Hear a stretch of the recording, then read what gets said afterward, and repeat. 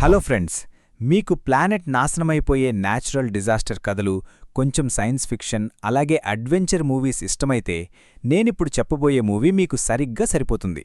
అదే Greenland 2 migration. ఈ movie ఈ ఇయర్ స్టార్టింగ్లోనే రిలీజైంది, కానీ ఇప్పుడు ఓటీటీలోకి వచ్చింది. ప్రెజెంట్ ప్రైమ్లో స్ట్రీమ్ అవుతుంది. మరి ఈ మూవీ అసలు స్టోరీ ఏంటనేది ఇప్పుడు చూద్దాం. అంతకంటే ముందు మనదసలు కొత్త ఛానల్, సో సబ్స్క్రైబ్ చేసి కొంచెం సపోర్ట్ ఇవ్వండి ఫ్రెండ్స్. ఇక ఈ మూవీ మొదటి పార్ట్ చాలా బావుంటుంది. మీలో ఎవరైనా ఫస్ట్ పార్ట్ చూడకపోతే వెంటనే చూసేయండి. నేను స్ట్రీమ్ లింక్ సెండ్ చేస్తా.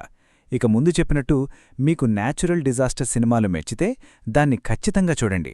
ఆ సినిమాలో మనకు ఒక తోకచుక్క భూమి మీద వచ్చి పడబోతుంటే మన హీరోలు ఎలా సర్వైవ్ అయ్యారు, మనుషులు ఎలా ప్రాణాలు కాపాడుకున్నారు అనేదే మెయిన్ స్టోరీ. ఇక ఈ సెకండ్ పార్ట్ నేరుగా దానికే సీక్వెల్. ఇందులో కూడా అంతా సేమ్ ఉంటుంది. హీరో గెరార్డ్ బట్లర్, ఆయన భార్య, కొడుకు ఇలా యాక్టర్స్ అంతా సేమ్ ఉంటారు. ఈ మూవీ స్టోరీ కూడా అక్కడి నుంచే కంటిన్యూ అవుతుంది. మొదటి పార్ట్లో భూమి మీద ఉల్కలు పడి దాదాపు అంతా నాశనమైపోతుంది. జనాభా కూడా చాలా తక్కువ మిగులుతుంది. కానీ ఇప్పటికీ చాలామంది బంకర్లలో ప్రాణాలతో ఉన్నారు. అయితే భూమి పరిస్థితి మాత్రం దారుణంగా తయారవుతుంది. ఎందుకంటే అక్కడ భూకంపాలు రావడం వల్ల బంకర్లు కూడా సురక్షితంగా ఉండవు. సినిమాలో మీరు అలాంటి ఒక సీన్ చూస్తారు. అక్కడ వీరు తప్పనిసరి పరిస్థితుల్లో తమ బంకర్ను వదిలి వెళ్లాల్సొస్తుంది. భూమి మీద ఎక్కడో ఒకచోట ఇంకా వ్యవసాయం చేయొచ్చని, తినడానికి తిండి దొరుకుతుందని, మిగతా ప్రపంచంలాగా వాతావరణం అంత దారుణంగా ఉండదని వీరు నమ్ముతారు. ఆ ప్రదేశం కోసమే వీరి వెతుకులాట మొదలవుతుంది. ఈ సినిమాలో కూడా భూమి మీద ఇలాంటి వింత వాతావరణాన్ని, సైక్లోన్లను చూస్తారు. అవి చూస్తుంటే ఇదొక సైన్స్ ఫిక్షన్ సినిమాలాగానో లేదా వేరే గ్రహం మీద జరుగుతున్న కథలాగానో అనిపిస్తుంది. బహుశా ఇక్కడ చాలా విషయాలు మారిపోయుండొచ్చు. అందుకే ఇలాంటి ఎలక్ట్రానికల్లీ ఛార్జ్డ్ సైక్లోన్లు వస్తున్నాయి. ఇవి ఎలక్ట్రానిక్ వస్తువులను కూడా పాడుచేస్తాయి. ఇవి దాదాపు అసాధ్యం. ఒకవేళ వీరు బంకర్లో లేకపోతే ఏదైనా కార్లోనో లేదా చిన్న వస్తువుల చాటనో దాక్కుందామనుకుంటే అవి అందర్నీ చంపేస్తాయి. ప్రాణాలతో మిగలడం కష్టం. అంత ప్రమాదకరమైన వాతావరణం నుండి తప్పించుకుంటూ అసలు నిజంగా ఉందో లేదో తెలియని ఆ ప్రదేశానికి మన హీరోలు ఎలా వెళ్తారు? అందరూ చెప్పుకునే ఆ ప్రదేశానికి వీరు చేరుకోగలుగుతారా లేదా అనేది మీరు సినిమాలో చూడాలి. ఇక ఈ మూవీ ప్లస్ పాయింట్ల గురించి చెప్పాలంటే విజువల్స్ చాలా బావున్నాయి గైస్.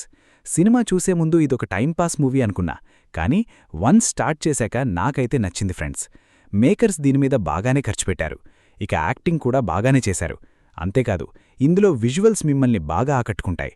సముద్రపు సీన్లు, ఆ ఎలక్ట్రానికల్లీ ఛార్జ్డ్ సైక్లోన్ సీన్లు, అందులోంచి మెరుపులు పడటం, ఆ వింత రంగుల తుఫాన్లు, ఇవన్నీ చూస్తుంటే చాలా రియలిస్టిక్గా అనిపిస్తాయి. అలాగే నీళ్లలో మునిగిపోయిన నగరాన్ని చూస్తుంటే ఒక పక్క బావున్నా మరో పక్క భయం కూడా వేస్తుంది. వీటితో పాటు సముద్రపు సునామీ సీన్లు, ఉల్కలు పేలే సీన్లు కూడా చాలా బావున్నాయి. విజువల్ పరంగా ఇందులో మీకు ఎలాంటి లోటు కనిపించదు. ఇక యాక్టర్స్ పెర్ఫార్మెన్స్ విషయానికొస్తే మొదటి పార్ట్లోలాగే ఇందులో కూడా అందరూ బాగా చేశారు. స్టోరీ కూడా నాకు చాలా ఇంట్రెస్టింగ్గా అనిపించింది. ఏదైనా సినిమా చూస్తున్నప్పుడు మనం వెంటనే అందులో లీనమైపోయి ఎంజాయ్ చేస్తున్నామంటే అది మంచి సినిమాని అర్థం. ఈ మూవీ కూడా మనల్ని కథలోకి ఈజీగా లాగేసుకుంటుంది. కానీ కథలో అక్కడక్కడా కొన్ని లూప్ హోల్స్ ఉన్నాయి.